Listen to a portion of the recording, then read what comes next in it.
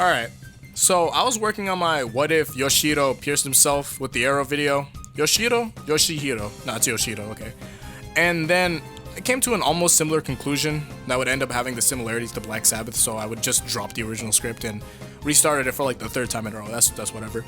Then when researching about the arrows, I realized that, wow, JoJo really has some inconsistencies. I mean, well, that's obvious.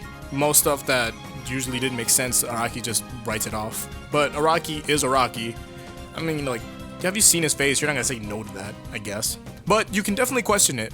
So I'm pretty sure a good portion of manga readers understand the number of arrows and all. There's the Requiem arrow, the stand arrow piece that pierced Jolene, and which is possibly the DIU arrow that Keicho got. Yoshiro's arrow? Yoshiro's arrow. I don't know how the fuck to say it. Enya's arrow, Polpo's arrow, and then the piece between Dio and Pucci. That one, the one between Dio and Pucci could have also been the one for Joe. It's really confusing. Figuring out who got what arrow because there's pieces going around is confusing on its own, but I don't want to get into that. So, do you guys remember the fight with Black Sabbath? Bento Areo, Black Sabbath, Giorno, cool experience. Giorno had got his hand pierced by the arrow, right? How come nothing happened there?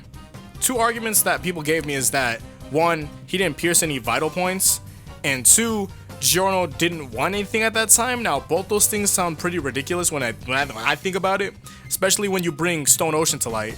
Jolene had got her stand just by cutting her finger, and I highly doubt that a fingertip is way more vital than the actual hand it's on. The number two argument works in many ways, but here's the main problems. Okay, one, that isn't the Requiem arrow. And even if that was the Requiem arrow, it couldn't create the Gold Experience Requiem that we know because it would be a totally different situation. So it would be whatever is in that exact time frame, and it wouldn't be to, plot future. Two, Giorno's main idea at the time was to beat Black Sabbath. Her main goal was to beat Black Sabbath. And so he technically did want something. Now with that being not the Requiem arrow, but another stand arrow, it should have granted Giorno a second ability. It should have, but it didn't at all. Maybe that's not how it works.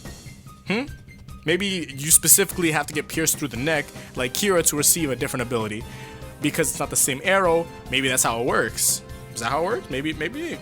If it was the Requiem arrow, then you could pierce your stand anywhere from what it looks like, and it'll turn into a Requiem stand.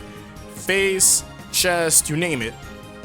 If Araki didn't drop Requiem stands completely, I would have loved to see where else you can just stab yourself and get the Requiem stand by itself. How about we just go like all the way back to part 6 and have Jotaro just accidentally just sit on one, and then boom, like Star Platinum the World Requiem, and he gets a stand that helps him actually be useful. Amazing, right? Maybe, man, why can't you just develop a stand? Why can you develop a stand just by getting pricked? Like really, it's just a nick on the finger.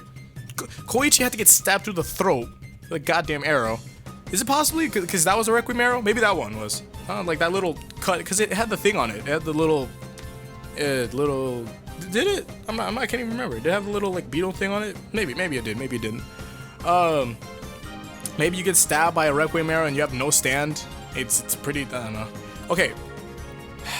Is this possible because it was a Requiem arrow? And if you get stabbed by a Requiem arrow, you have no stand, you just get a pretty alright stand right after that. And you don't have to get pierced, you just have to get nicked. Is that what's going on? Why hasn't anyone actually tried piercing themselves with the arrow again? Why does it always have to be because of plot? Yoshiro saw that his son got a new ability, and if Kira had talked about it more, maybe Yoshiro could also stab himself too and get a new ability also, because it didn't work out with just Kira.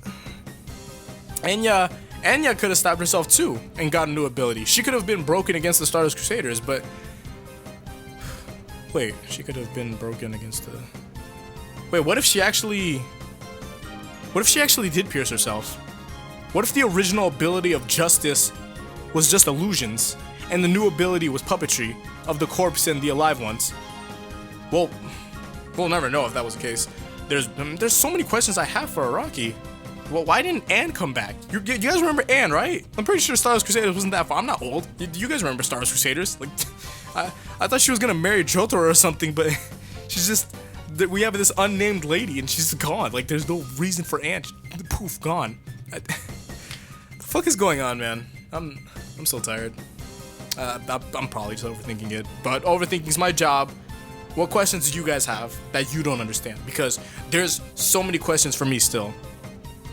I'll see you guys in the next one, though. It's not even like an actual, it's just me ranting. I'm pretty sure you guys have like those moments where you just rant on about certain things that don't make sense in JoJo. But if you guys have those things, put them in the comments. I'd love to read them and, I don't know, highlight it, something like that. But till then, peace out and Godspeed.